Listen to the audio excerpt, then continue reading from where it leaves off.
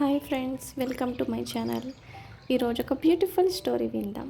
మొహాజీత్ రాజు కథ. ఇందులో ఒక సాధువు అడవిలో తపస్సు చేసుకుంటూ ఉంటాడు. అక్కడికి ఒక రాజకుమారుడు వచ్చి అంటాడు, మా రాజ్యంలో ఎవ్వరికీ మోహం లేదు అని అంటాడు. అప్పుడు ఆ సాధువు, అరే మేము ఇన్ని సంవత్సరాలు ఇల్లు వాకిళ్ళు అన్నీ వదిలేసి తపస్సు చేసుకుంటున్నాము, మాకే ఇంకా మోహం తగ్గలేదు.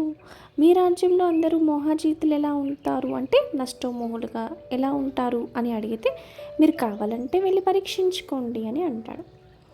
అప్పుడు ఆ సాధువు, సరే అయితే నేను వెళ్ళి పరీక్షిస్తాను అని చెప్పి ఆ రాజకుమారుడి యొక్క బట్టలు తీసుకుని రక్తాన్ని అంటించి పట్టుకు వెళ్తాడనమాట. ఫస్ట్ రాజ్యంకి ఎంటర్ అవ్వగానే ప్రజలకి చెప్తాడు, చూడండి మీ రాజకుమారుణ్ణి ఎలుగుబంటి తినేసింది, ఆయన మరణించాడు అని అనగానే ప్రజలు, అది ఆయన భాగ్యంలో ఉంది, ఆయన భాగ్యం అది, సరే అని చెప్పి వెళ్ళిపోతారు పక్కకి.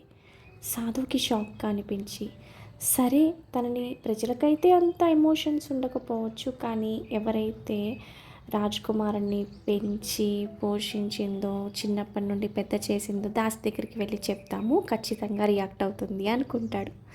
వెళ్ళి చెప్తాడు. ఆమె అంటుంది, ఎవరి జన్మ అయితే జరిగిందో వారి మృత్యువు నిశ్చితం, ఇందులో ఆశ్చర్యపడే విషయం ఏముంది అంటుంది.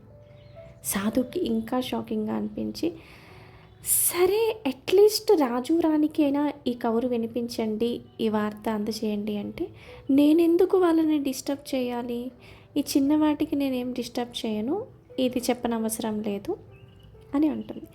అప్పుడు ఆ సాధువు డైరెక్ట్గా వెళ్తాడనమాట పేరెంట్స్ దగ్గరికి. దాసికి అయితే అంత ఉండకపోవచ్చు, సొంత తల్లిదండ్రులు అంటే ఖచ్చితంగా వాళ్ళు ఎమోషనల్ అవుతారు అని.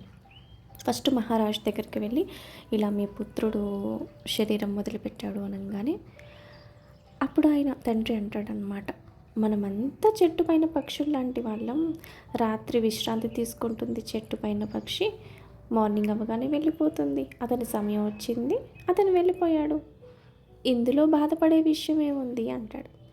సరే ఎంతైనా మగవాళ్ళు కదా, మదర్ అంటే తల్లి, మాతృత్వం ఎమోషనల్ అవుతుంది అనుకుని మహారాణి దగ్గరికి వెళ్ళి చెప్తాడు, ఇలాగ మీ కుమారుడు మరణించాడు అనగానే, మనమందరం కూడా ఈ జీవితంలో గెస్ట్ లాంటి వాళ్ళం.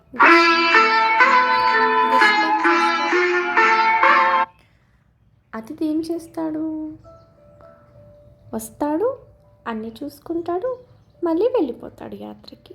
సేమ్ అలాగే అతను కూడా వెళ్ళిపోయాడు అని అంటాడు. అప్పుడు వైఫ్ దగ్గరికి వెళ్తాడు. వైఫ్ అయితే ఖచ్చితంగా ఎంతో కనెక్షన్ ఉంటుంది, ఎంతో బాండింగ్ ఉంటుంది అనుకుంటాడు. ఆమె అంటుంది, జీవితం ఒక నది లాంటిది, వైఫ్ అండ్ హస్బెండ్ అంటే ఆ ఒడ్డు ఈ ఒడ్డు ప్రయాణంలో నది ప్రవాహంలో ఎటు వస్తే అటు కొట్టుకుపోతూ ఉంటారు, ఒక వుడ్ లాంటి వాళ్ళు, ఇందులో ఆయన పాత్ర అయిపోయింది, ఆయన వెళ్ళిపోయారు, ఇందులో బాధపడే విషయం ఏం లేదు అని అంటాడు.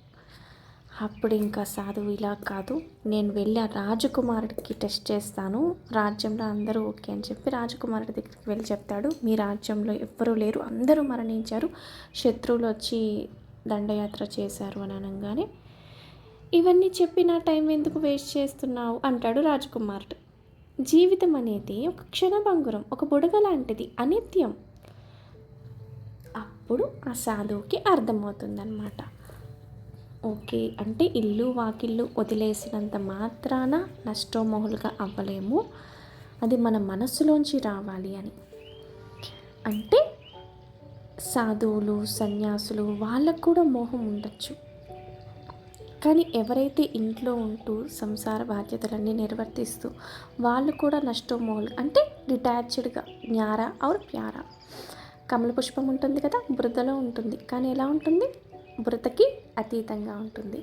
అదేవిధంగా మనం కూడా దీని నుంచి నేర్చుకోవాల్సింది ఏంటి అంటే, మనం అన్నీ నిర్వర్తిస్తూ ఇంట్లో ఉంటూ ఎక్కడికి అడవుల్లోకి వెళ్ళిపోవాల్సిన అవసరం లేదు. స్పిరిచువాలిటీ గురించి ఇంట్లో ఉంటూనే మన బాధ్యతలు నిర్వర్తిస్తూనే మోహం లేకుండా ట్రూ లవ్తో మనం ఉంటే మనం ఈజీగా స్పిరిచువల్ లైఫ్ని లీడ్ చేయొచ్చు.